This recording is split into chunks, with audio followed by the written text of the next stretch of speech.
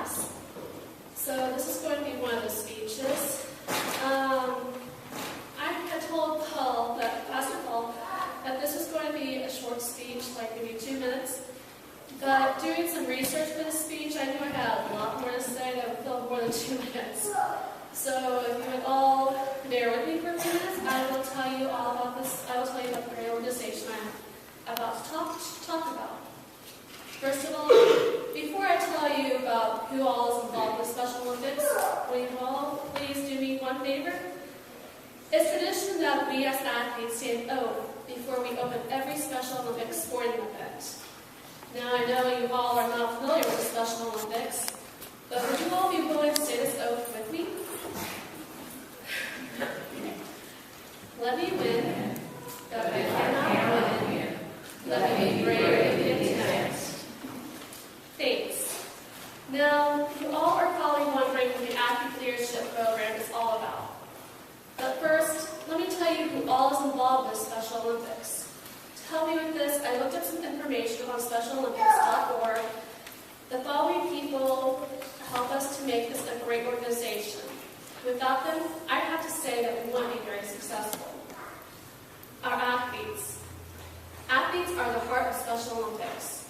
Our athletes are children and adults with intellectual disabilities all around the world. Every day we find success, joy, and friendship as part of our global community. Plus they have lots of fun. Our volunteers. Volunteers believe that sports have the power to create joy and unity in society. They know this because they see it happen again and again. They are coaches and trainers, officials, event organizers, fundraisers, and managers. They are also unified partners, playing alongside athletes with intellectual disabilities, or fans cheering on the stands. Our coaches. Special Olympics coaches are role models and character builders. They teach the skills and spirit to define a true athlete. Every day and every way, they help empower athletes through quality sports training and competitions. Our coaches inspire the athletes, and in turn they are inspired as they witness the transformative power of sports. Our families. Families give our athletes the kind of love, support, and encouragement that no one else can. Special Olympics is a support network that brings families together in a caring, positive way. Our growing family support network is also a successful force for acceptance and inclusion in communities all around the world.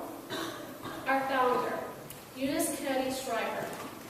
Eunice Kennedy Shriver was a pioneer in the global struggle for rights and acceptance for people with intellectual disabilities. Eunice Kennedy Shriver believed in justice, but she saw little justice in the way people with intellectual disabilities were treated in the 1850s and 1860s. And she decided to make a difference. Her revolutionary vision and programs changed the world.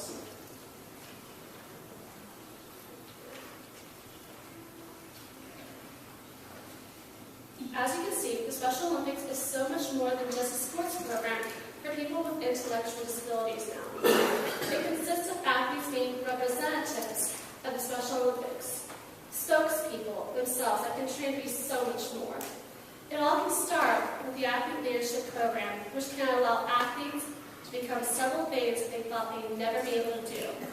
It allows them to become global messengers, meaning they can travel worldwide and talk about Special Olympics and what it means to them. But not only can they become global messengers, they can also become coaches and officials themselves. They can serve on the board of directors and lend a voice to other athletes in their areas. They can volunteer at local events and are even learning other things such as how to run computers and sound systems to help them give programs such as the sermons Pastor Paul delivers every Sunday. It also allows them to learn how to raise funds, something that coaches and volunteers have done themselves for many years. Most specifically, it gives them a chance to develop something inside themselves that they never thought they could have. Self-confidence in themselves to step out of their shells and become something more than an athlete that everyone sees them as. Now, the Athlete Leadership Program is just one of the many programs that is part of the Special Olympics. We have other programs that help the athletes to raise funds. One of the programs is the Law Enforcement Torch Fund. It is celebrating its 30th year, starting in 1981 in Wichita, Kansas, helping the Special Olympics. It allows the athletes, coaches, volunteers, and family members to be involved with the law enforcement officers in order to raise money for various Special Olympics programs worldwide. At the 2011 World Summer Games, 145 members, which include 10 athletes and 101 law enforcement officers, ran the final leg through Greece and parts of Turkey and Cyprus in order to raise $42 million. Other chances that we get to raise money for the Special Olympics are through the polar plunge, where you can test your bravery and jump into a body of water in the wintertime. But if plunging into ice-cold water isn't your thing, and you still want to test your bravery while raising money for this great organization, we have a semi-new fundraiser that's only been around for a couple years called Over the Edge. If you like rappelling and tall buildings, that's a great challenge and an opportunity to help raise some money for the Special Olympics. For people that like something more low-key and toned down, there's also the annual charity golf classic held every summer. And yesterday we held another chance to help raise money and interact with all of our friends statewide at the FedEx playing hole in Indianapolis. Even if you don't take part in any of these great fundraisers yourselves, you can also sponsor an athlete and help them with raising these funds. And the county that raises the most money can sometimes also win their own challenge against their coaches or their volunteers. But we are not all about raising money for this great organization. We also have various sports around the world, such as aquatics, basketball, bowling, football, softball, soccer, golf, gymnastics, track and field, equestrian, cheerleading, and much, much more. In fact, just recently, they introduced ballroom dancing to the Special Olympics a couple years ago. So now you all know about what exciting things that Special Olympics can do to raise money for various sports worldwide. But how did I become part of this great organization? Well, to give you all a brief story of how I met our county coordinator, Ed Callahan, I was in middle school where I was not the greatest student. Heck, that's an understatement in itself. The truth was, I was lousy at being a grade. The teachers knew I had a learning disability throughout elementary school, and the reason they gave my father for continuing past me on to the next grade, even with my horrendous grades, was because I was taller than the other students. Finally, in 6th grade, I was held back, on my way to being held back once again the next year, when one of the counselors noticed I had a learning disability and had me tested.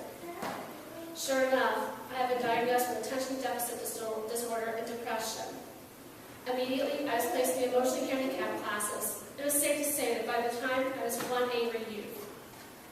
My only escape at the time when I felt the need to get away from the boys in my class, I was the only girl for the next 2 years among 6 boys, was when the teacher took me down to the gym to shoot some baskets and have a talk. When he told me about the Special Olympics, after he watched me shooting some baskets, I was wondering more and more about it, and I was introduced to Ed Callahan. Later on, I joined the basketball team, and it was told about track starting up near the basketball season. Since then, I have participated not only in basketball, but in bowling and swimming as well. In fact, swimming is my favorite sport of all. My story is but one of the many stories out there that I share among athletes around the world. Athletes have found it hard in the past to share their stories because they weren't sure anyone would want to listen to them.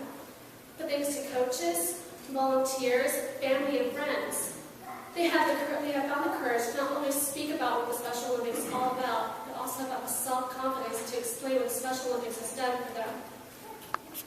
You would have known that when Eunice Candy Shriver invited people with intellectual disabilities to Camp Shriver in her backyard in 1962, it would have grown to be something so huge. Even though she is gone now, I would still like to thank this wonderful woman for all that she has done for all of us. I would also like to thank all of you for allowing me a chance to speak this morning.